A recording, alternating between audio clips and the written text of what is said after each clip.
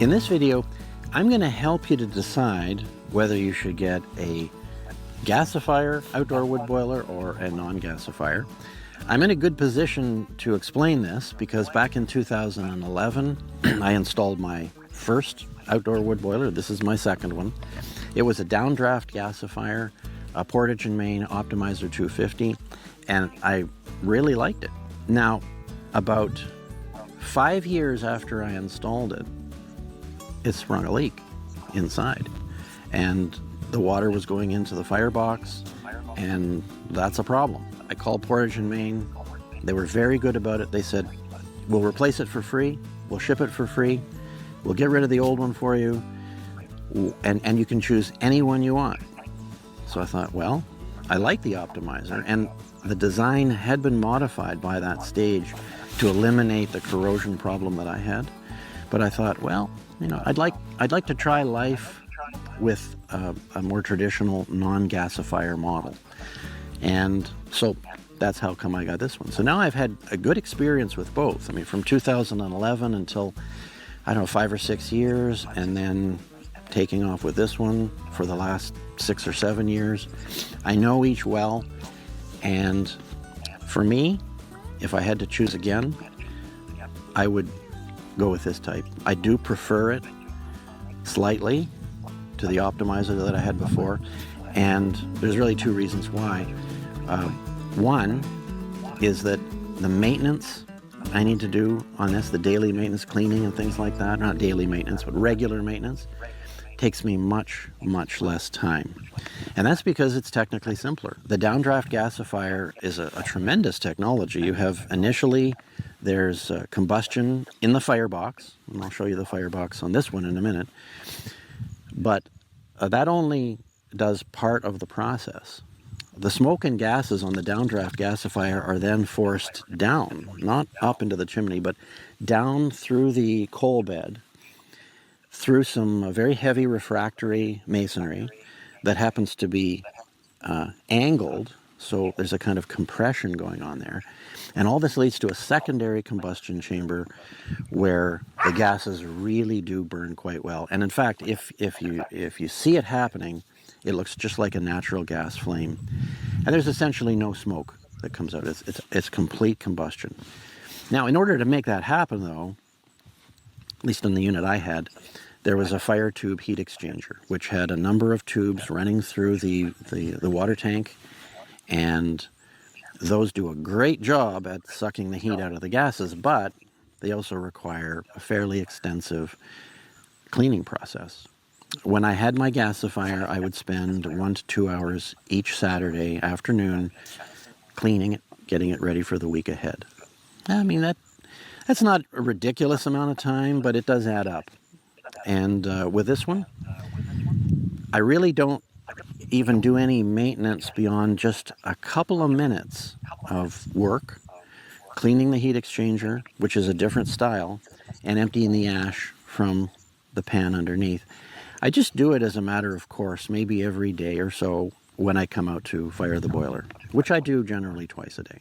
So the maintenance here is almost non-existent as far as cleaning goes. It just happens naturally. So let's go over and take a look and just show you the heat exchanger and the ash pan. Really, this style of unit is simpler, and simple is good in my book. This is the Firebox. Doesn't look, you know, a whole lot different than a downdraft gasifier firebox would look. In this case, the unit that I ordered has a shaker grate, so there's a handle here, and you can see it moves the bottom part of the firebox to help shake the ash down. You can get a unit that's just like this. It doesn't have the shaker grate, it just has slots in the bottom, and you use this tool to kind of pull the ash across it and get the ash to move down. Now, there's a reason I ordered a shaker grate, and it has to do with burning coal, and I'll get to that in a minute. But Firebox, quite simple. The heat exchanger here is very different than any downdraft gasifier that I've seen, which usually uses the fire tube heat exchanger. But the gases come up from the left side over here from the firebox. There's a hole at the back. They travel towards us.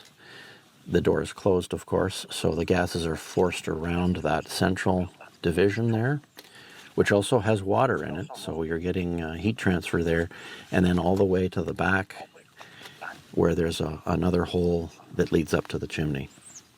So very simple. Cleaning is just a matter of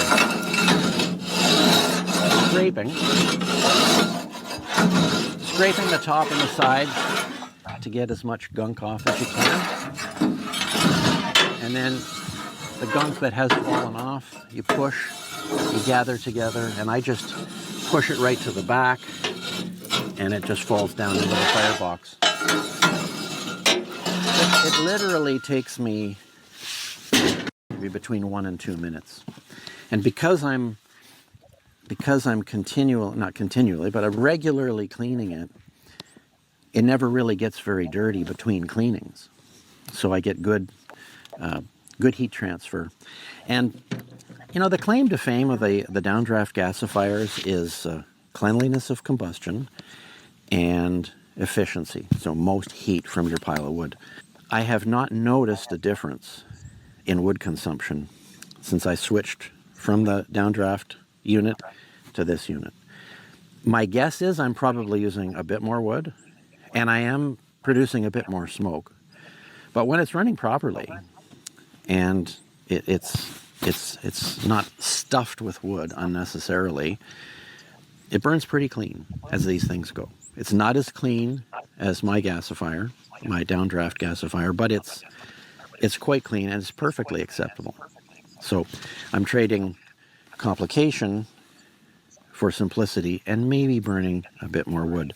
But this unit has greater flexibility as far as the kind of fuel you use. One thing about the downdraft gasifiers, to function properly, the wood needs to be nice and dry, really nice firewood. And normally I manage that, but sometimes things come up and I don't cut my wood soon enough, so I'm burning wood that maybe is a little wetter than it should be. Gasifiers, downdraft gasifiers don't like that. They don't really gasify well with that kind of wood. But this unit here, not picky at all. In fact, in the shoulder seasons, I do my heating just with junk wood. Wood that's not even worth splitting. The firebox on this thing is 44 inches long. And it doesn't take much of a fire to keep things warm in the shoulder seasons. And so I can just put junky wood in there, you know, half punky stuff, branches I'm clearing from a trail, whatever. And we get heat out of that. My gasifier, my downdraft unit would not have appreciated that quite so much. So you can be less picky about the wood you burn. Another thing, and this is why I chose the shaker grate, I wanted a unit that could also burn coal if I wanted to.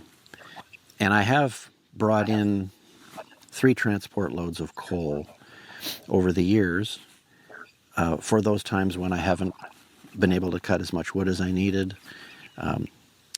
With this unit here, you can burn bituminous coal, semi-bituminous, just like you would firewood. You just throw it in and it burns. But I'm not burning that kind of coal. The kind of coal I'm burning is anthracite coal, which is really a very different animal than other kinds of coal.